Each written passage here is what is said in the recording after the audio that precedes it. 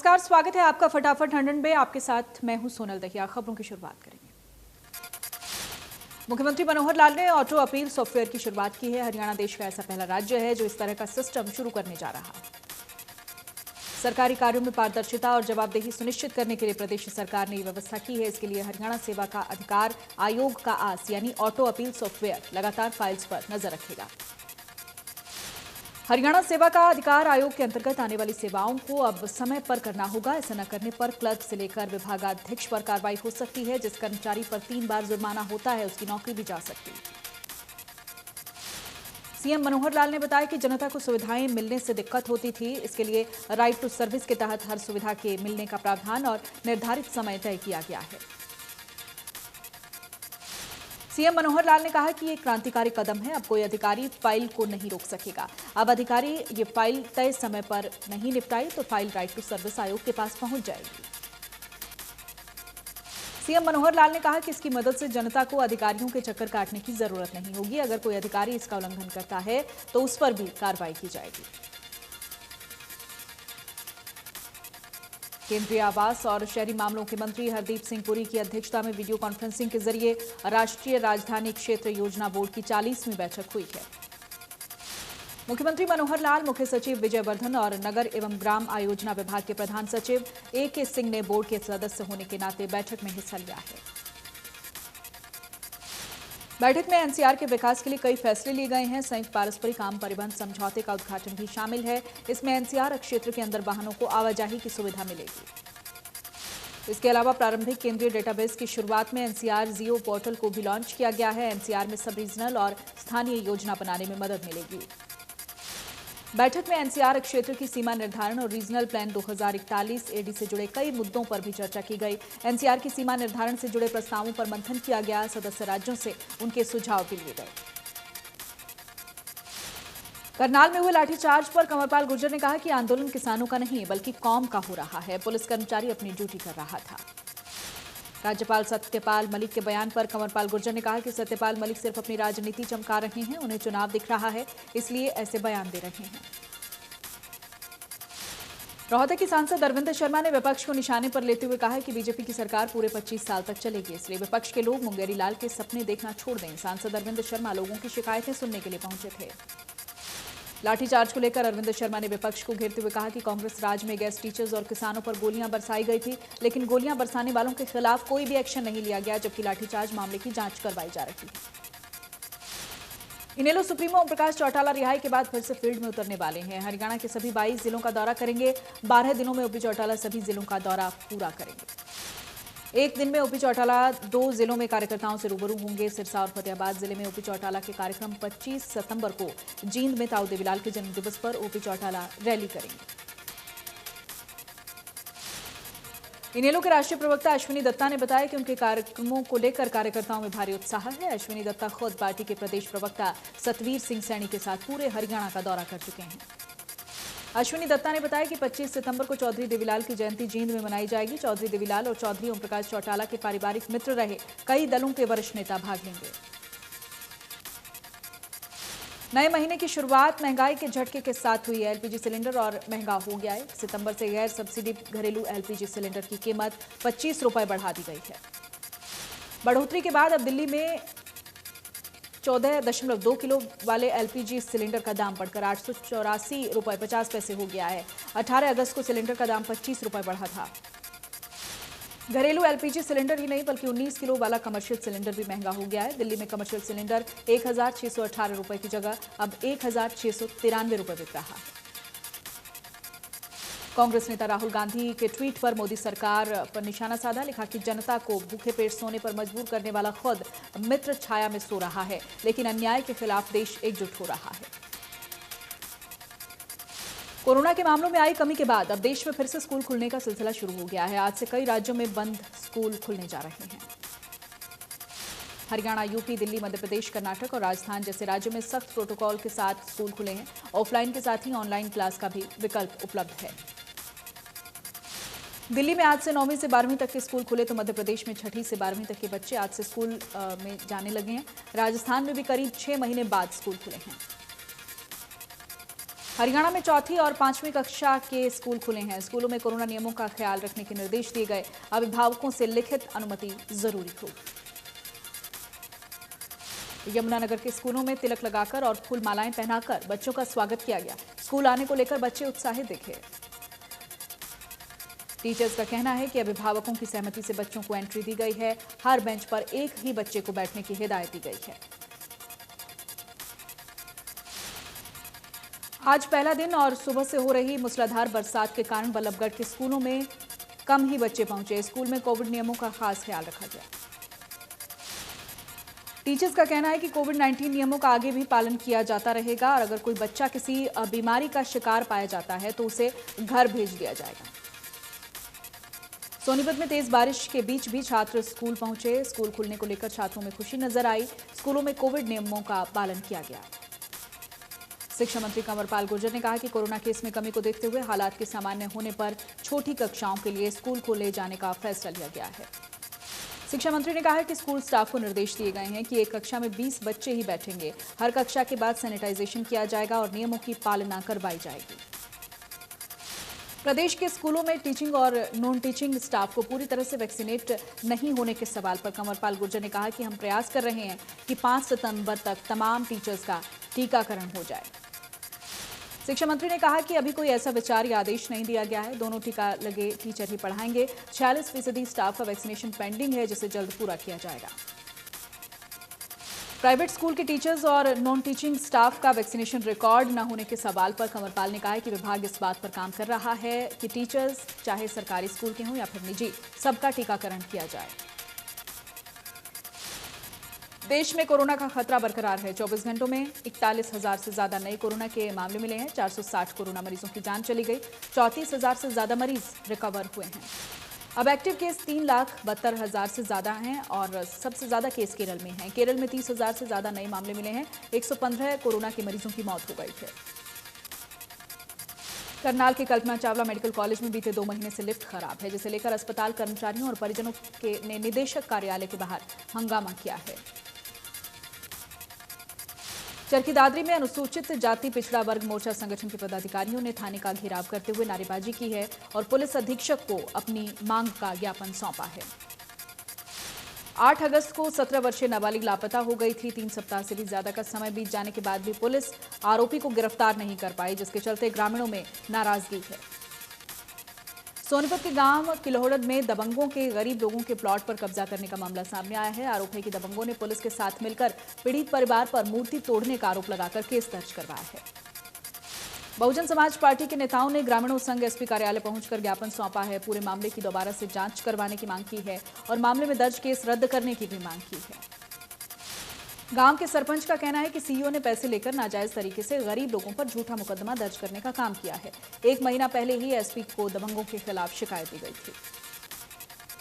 Kaithal police के 2 police कर्मचारियों पर महिला की शिकायत की गलत जांच करने पर एफआईआर दर्ज हुई। मामले में 2 एसआई पर एफआईआर दर्ज की गई है।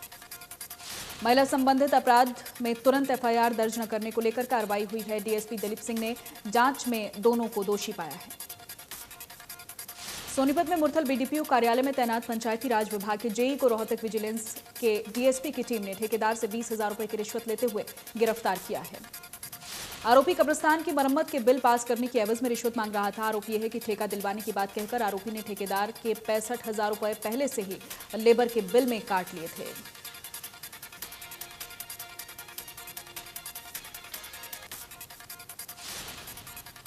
रोहतक में 27 अगस्त को मकान में एक ही परिवार के 4 सदस्यों की गोली मारकर हत्या करने के मामले में पुलिस अधीक्षक ने खुलासा किया है। पुलिस अधीक्षक ने बताया कि हत्या करने वाला कोई और नहीं बल्कि मृतक का इकलौता बेटा ही है। आरोपी को पुलिस ने गिरफ्तार कर लिया है। आरोपी ने सभी को गोली मारकर हत्या करने की बात कबूल कर ली है।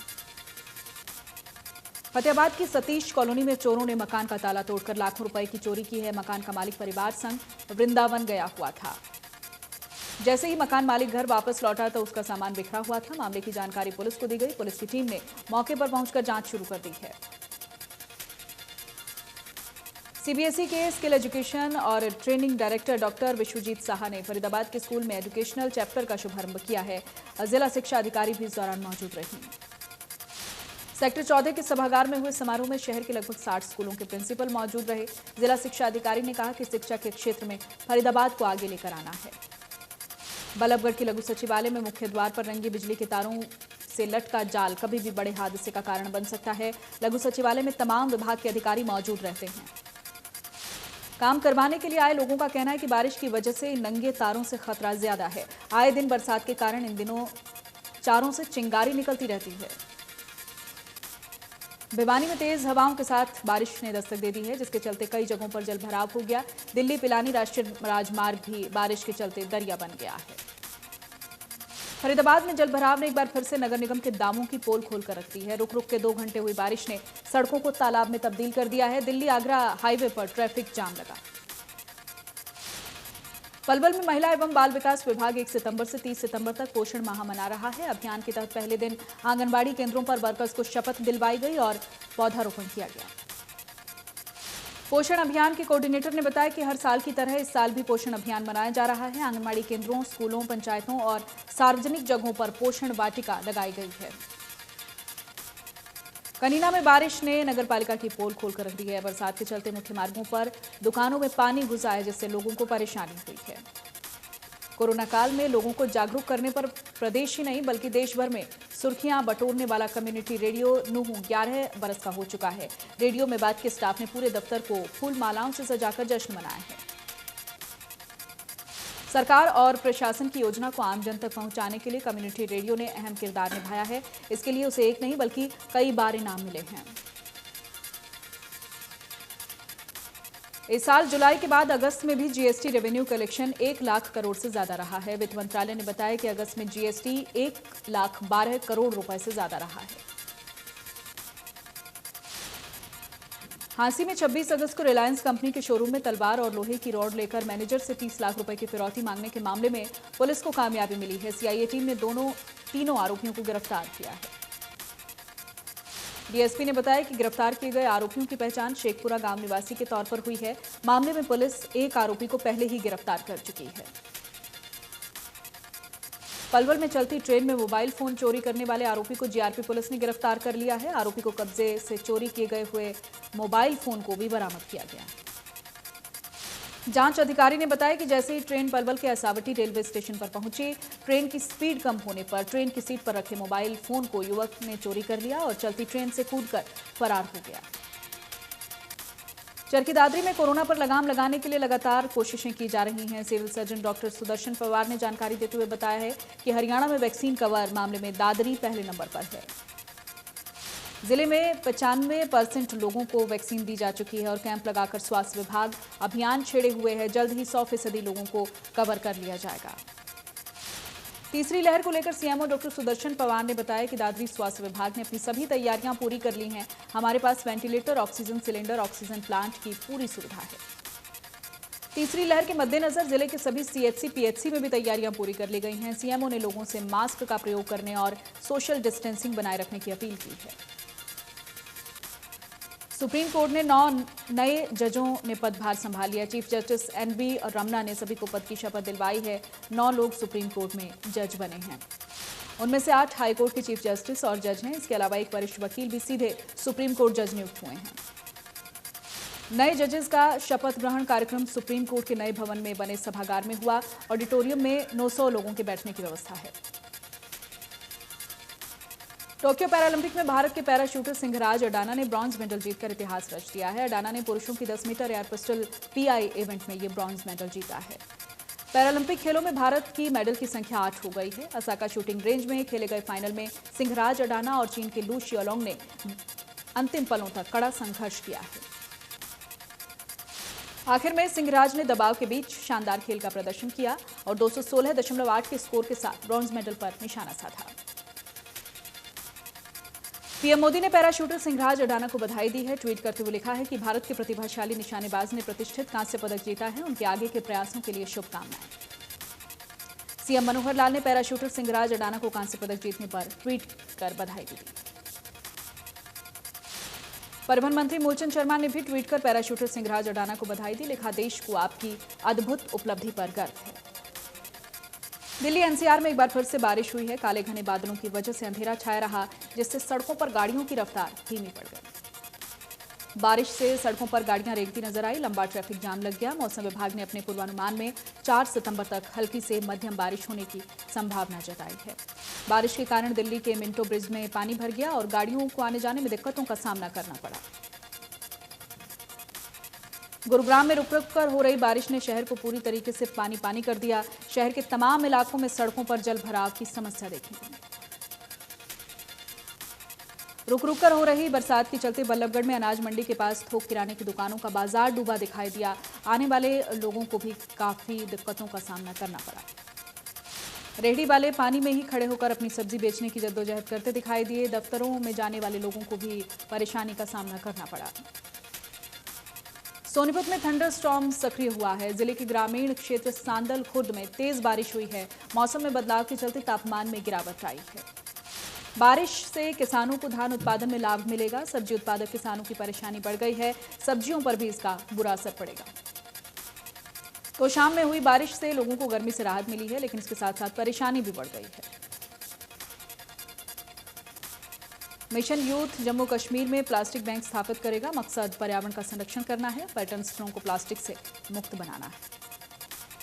इस योजना में स्थानीय युवाओं को शामिल किया जाएगा। प्लास्टिक के वैकल्पिक समाधान, रिसाइकलिंग में सहयोग और हरे भरे पर्यटन विकास के लिए ढांचा तैयार करने के प्रावधान शामिल किए गए हैं। अफगानिस्तान से अमेरिकी सेना को पूरी तरह से वापस बुलाने के बाद अपने संबोधन में अमेरिकी राष्ट्रपति जो बाइडेन ने कहा है कि अमेरिका को नुकसान पहुंचाना चाहते हैं, उन्हें इसकी कीमत चुकानी होगी। जो बाइडेन ने अफगानिस्तान से सैन्य वापसी के फैसले को पूरी तरह से सही ठहराया है। उन्होंने देश की मिलिट्री के साहस की तारीफ भी की है। बाइडेन ने कहा कि हमने जो अफगानिस्तान में किया वो गर्व की बात है। हमारी मौजूदगी में अफगानिस्तान में शांति रही। अफगानिस्तान में हमारा मिशन कामयाब रहा। अफगानिस्तान में अब युद्ध खत्म हो गया है। बाइडेन ने कहा कि 1,25,000 से ज्यादा लोग निकाले गए। पेशेवर तरीके से लोगों को निकाला गया। जो हमने किया उसे भुलाया नहीं जा सकता। अमेरिकी सेना के अंतिम 3 C-17 विमानों ने काबुल के हामिद करजई इंटरनेशनल एयरपोर्ट से उड़ान भरी और इसके साथ ही अफगानिस्तान में अमेरिकी सैन्य अभियान का अंत हो गया है। काबुल से अमेरिकी सैनिकों के निकलने के बाद तालिबानियों ने हवा में गोलियां दागकर जीत का जश्न भी मनाया। गौरतलब है कि अमेरिकी राष्ट्रपति जो बाइडेन ने पहले सितंबर फिर 31 अगस्त तक अपनी सेना अफगानिस्तान से बुलाने का ऐलान किया था। इसी पर तालिबान ने कहा है कि उन्होंने हमें बहुत आर्थिक नुकसान पहुंचाया है। अफगानिस्तान अब पूरी तरह से आजाद हो गया है।